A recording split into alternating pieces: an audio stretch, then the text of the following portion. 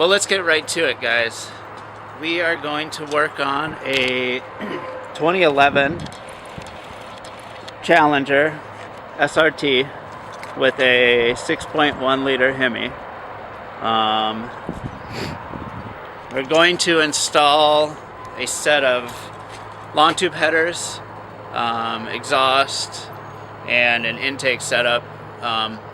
This package was brought to us by the customer himself. He kind of got all the parts for us, so I don't really know what kind of gains to expect on this guy. But we are going to do the tune work on it once we're done installing all the parts. So I suppose I'm going to have Matt get to it, start throwing all this stuff together, and we can get this thing up on the rollers and see what it makes.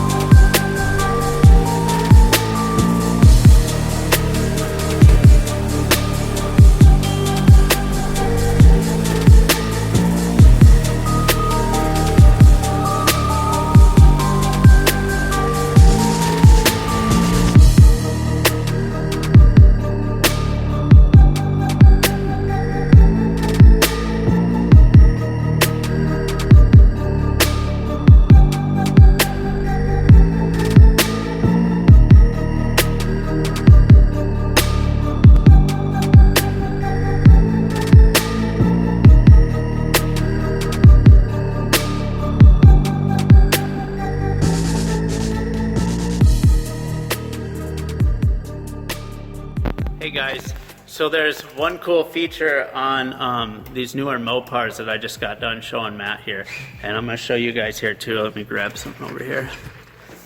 This thing right here, this spot, it's a good cup holder right there.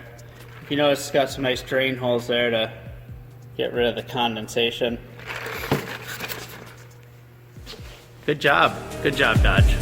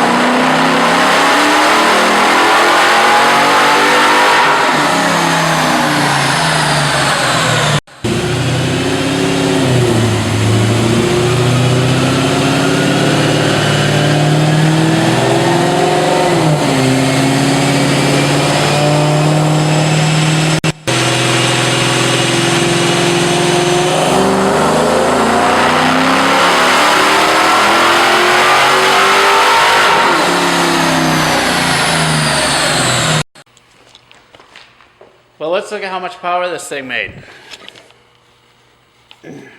We are putting out 380 wheel horsepower and 384 foot-pounds of torque with a cool little squiggly at the end there.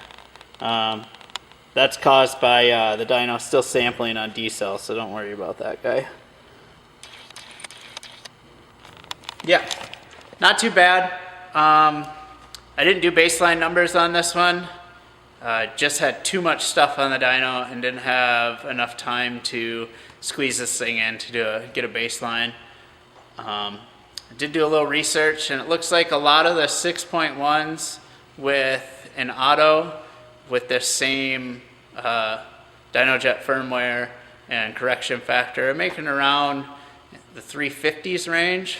So it's a pretty substantial gain.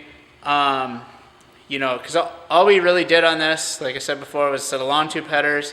We ended up doing a full exhaust on it and a Canon cold air intake. The headers weren't really a big name brand part.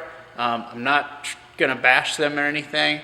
So I don't know if, you know, if we did a different brand or a higher tier classed header, that we would have saw more gain or not. So I can't really tell you. I do know that from the few that we've done, we don't really see a huge gain in doing headers on these newer Mopars. Most of it comes from, you know, the cold air intake and tune side of things. They don't pick up the 30, 40 horse like the GM cars and the Mustangs and stuff do. But I gotta get ready because we got a group of guys, a group of kids, students, whatever, I guess they're not really kids anymore, from a Votech school here in town coming by that want to talk to us about some business stuff, the performance car industry, and check the shop out. So let's go do that.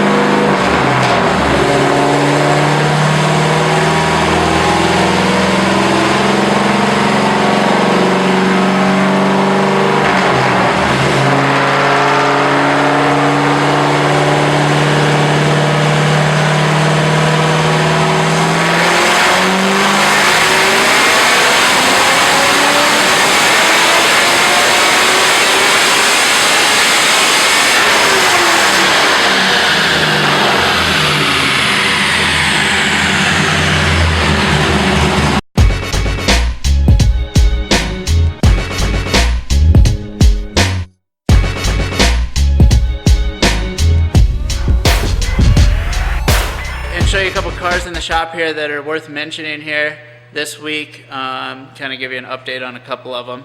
We have this sweet Datsun here that is owned by a friend of ours.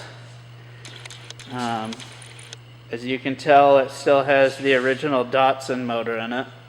A lot of you aren't familiar, but these came with 2001 LS motors back in 76, 78, in the 70s. Anyways, no, obviously this isn't the original motor. Doing an LS turbo setup in this. Quite the little sleeper here. All right. This is the Jeep that we've been working on. Pretty much almost done. Got to do some intake stuff here and a little bit of plumbing, just a couple little things. But it's pretty much almost ready to fire up. So I think we'll probably see that one on the dyno soon.